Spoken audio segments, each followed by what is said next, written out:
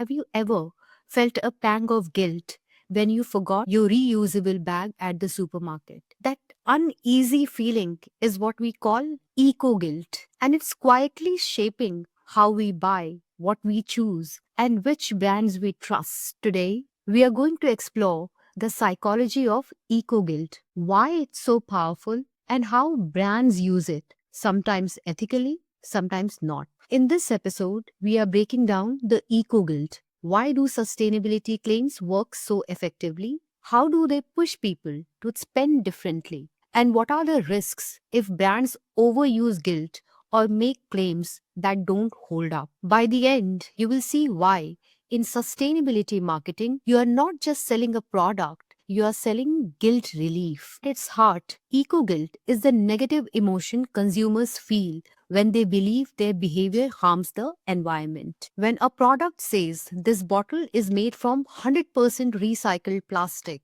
it doesn't just inform, it relieves guilt. It makes the purchase feel morally safe. But here's the tension, guilt is a double edged sword. Too little, and people ignore the message. Too much, and they feel overwhelmed or manipulated. The sweet spot is enough guilt to spark action, framed in a way that feels empowering. Eco guilt ties into several well studied psychological mechanisms. First, guilt as a moral emotion. Guilt arises when we think our actions cause harm.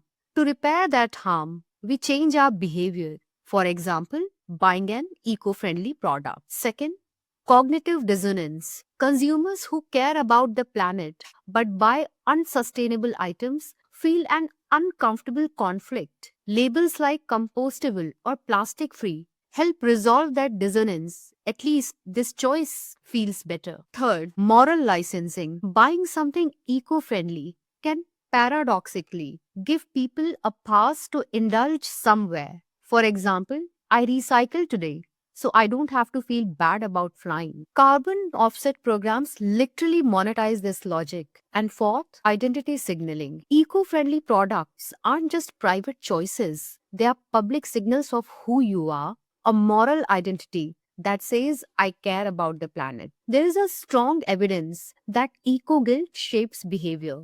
Mazar and Zong in 2010 found that buying green products actually increased people's moral self image, though it also led to some moral licensing effects. White, Habib, and Hardesty in the Journal of Consumer Psychology showed that sustainability appeals are strongest when they align with people's self identity. As per Journal of Personality and Social Psychology, eco friendly choices rise sharply when they signal status in public.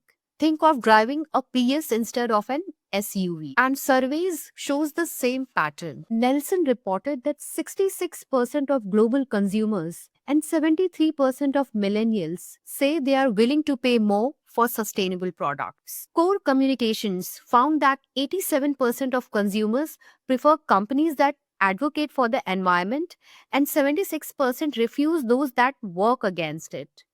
Eco guilt is not just a theory, it's measurable in consumer intentions and brand trust. You can see eco guilt in action all around you. Reusable bags and bottles. Forgetting one creates guilt. That's why supermarkets charge for plastic bags. Air travel. In Sweden, the phrase flyga scam, flight shame, has entered the language. Airlines now push carbon offsets as a way to ease guilt. Diet choices, meat substitutes like Beyond Meat and Oatly aren't just sold as tasty, they are positioned as guilt free alternatives to meat and dairy. Fast fashion triggers guilt.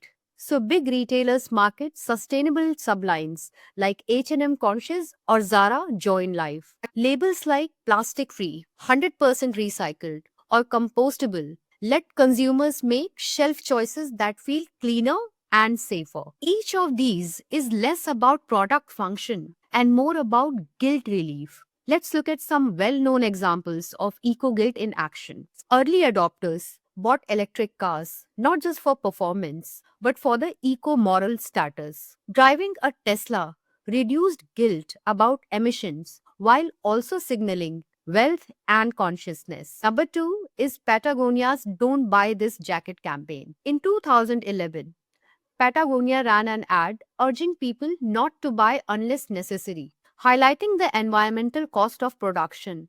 Paradoxically, sales went up by 30% the next year. Why? Because consumers felt buying Patagonia was the responsible choice. Number three is Oatly. Oatly built its brand around eco transparency. Slogans like "It's like milk, but made for humans" directly called out the environmental impact of dairy. Consumers flocked to Oatly because it turned guilt into a playful, planet positive purchase. Number four is IKEA. IKEA's Buy Back Friday campaign flipped the Black Friday script. Instead of pushing more purchases, they encouraged customers to return old furniture for resale. This positioned IKEA as a company helping people reduce guilt around overconsumption. So, how can brands use eco guilt effectively? First, frame positive impact, not just harm. Instead of saying fashion wastes water, say this shirt saves 1,000 liters of water.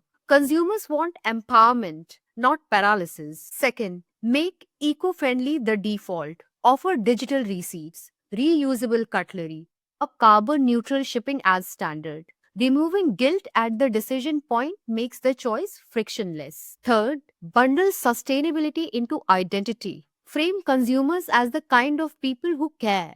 I am the type who chooses better. Fourth, tap public visibility. A Prius with a distinct design or a branded tote bag works because it allows signaling of eco values. And finally, gamify carbon offsets. Airlines, banks, and apps now let consumers track or redeem points for eco actions. This turn guilt into measurable progress. Of course, there are risks. The biggest is greenwashing. If claims don't have proof, consumers feel tricked and backlash can be severe. There is also the problem of moral licensing. A consumer who feels they have done their part may indulge in more damaging behaviors later. And then there is eco guilt. People don't want every purchase to feel like a moral test. So, what's the big lesson here? Eco guilt is powerful because it connects morality to consumption. Consumers use sustainable choices to reduce guilt,